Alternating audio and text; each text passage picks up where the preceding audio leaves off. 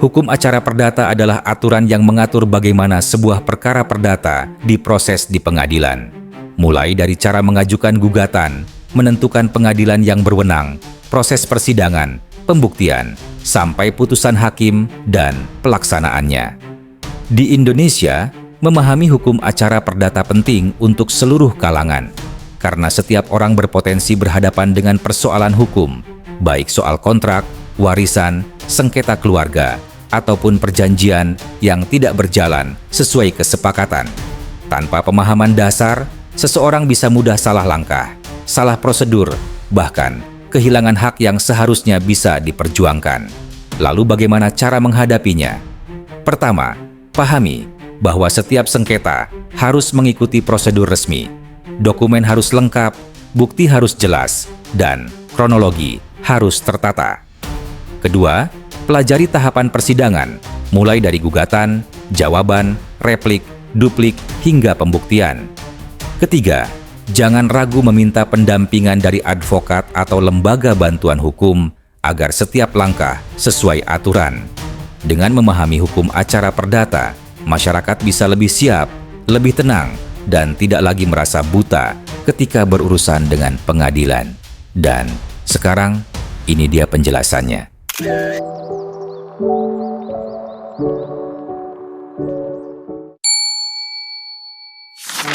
Berbicara tentang hukum acara perdata, berarti kita berbicara bagaimana tata cara mewujudkan hukum perdata material menjadi kenyataan dengan perantaraan hakim. Sebagaimana konstitusi kita yang mengatakan bahwa pelaksana kekuasaan kehakiman dilaksanakan oleh Mahkamah Agung dan badan peradilan di bawahnya yang meliputi pengadilan umum atau pengadilan negeri, pengadilan agama, pengadilan tata usaha negara, dan pengadilan militer. Ditambah satu Mahkamah Konstitusi. Oleh karena itu, bicara hukum acara perdata berarti bagaimana hukum acara perdata material tadi diwujudkan dengan perantaraan hakim, yaitu adanya satu putusan hakim yang memutuskan apakah gugatan seorang penggugat itu dikabulkan atau ditolak atau dinyatakan tidak dapat diterima. Putusan pengadilan setelah diputuskan dan dinyatakan inkrah atau berkekuatan hukum tetap, maka putusan pengadilan tadi memiliki 3 kekuatan.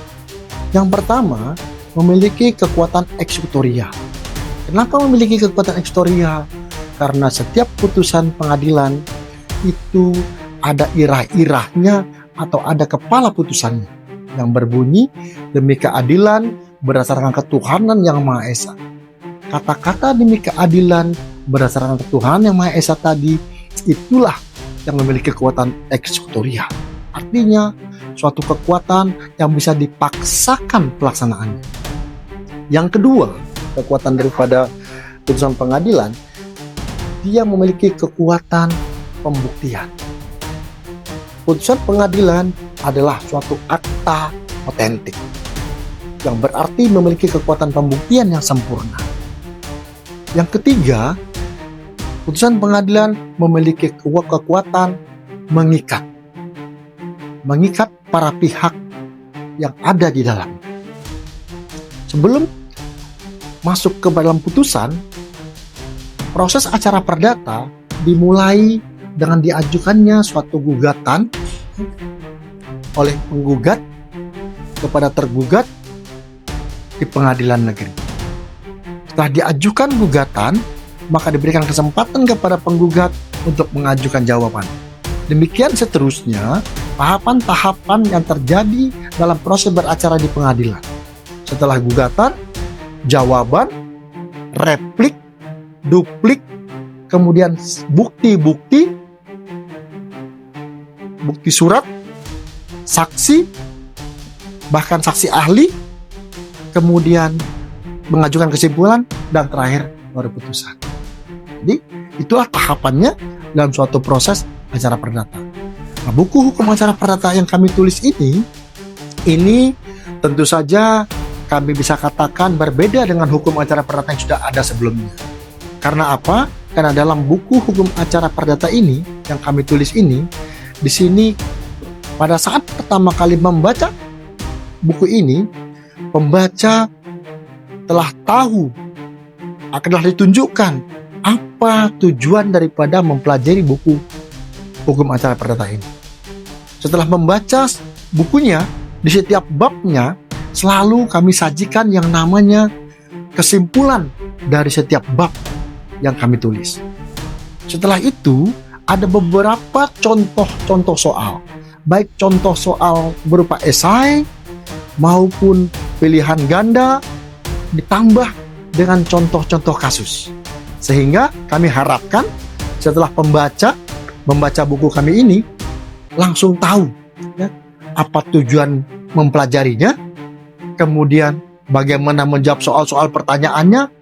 Dari bab pertama hingga bab ke-14 itu semua kami buat sedemikian rupa. Ada tujuan pembelajarannya, ada rangkumannya, kemudian ada contoh soalnya. Di samping itu ada juga kami tambahkan glosarium. Nah, keunggulan daripada buku kami ini yang kami katakan berbeda daripada yang lainnya, di sini bukan hanya menyajikan proses beracara di pengadilan negeri, tapi juga menyajikan proses adanya gugatan class action, gugatan warga negara atau citizen lawsuit, berperkara di arbitrase. Sehingga buku ini kami bisa katakan sebagai buku hukum acara perdata yang cukup lengkap. Terlebih disajikan secara aplikatif, sistematis, mudah dipahami dari berbagai golongan, baik oleh mahasiswa, para akademisi, praktisi, maupun masyarakat umum. Sehingga kalau bisa kami sarankan, segera ya untuk memiliki buku kami ini untuk dibaca, agar supaya pemahaman kita semua terhadap hukum acara perdata di Indonesia semakin mumpuni. Buku hukum acara perdata ini tidak hanya menguraikan tahapan peradilan dari pengajuan gugatan hingga putusan berkekuatan hukum tetap, tetapi juga memaparkan proses persidangan, pembuktian, serta mekanisme pelaksanaan putusan secara sistematis. Selain itu, buku ini turut membahas isu-isu kontemporer seperti digitalisasi peradilan atau e-court, citizen lawsuit, arbitrase, hingga penyelesaian sengketa internasional. Karena itu, buku ini sangat relevan bagi akademisi, praktisi, mahasiswa hukum, maupun masyarakat yang ingin memahami proses peradilan secara utuh. Dan selanjutnya, mari kita dengarkan langsung penjelasannya.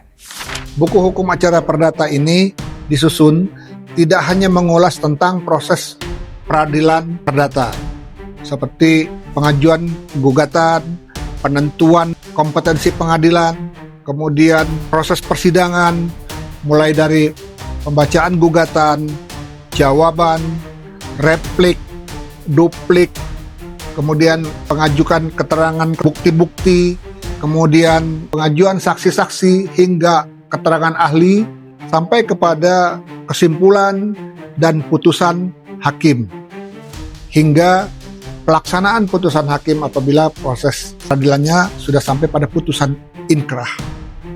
Tetapi juga memuat isu-isu kontemporer seperti digitalisasi pengadilan atau e-court, kemudian citizen lawsuit, arbitrase, hingga proses penyelesaian sengketa internasional.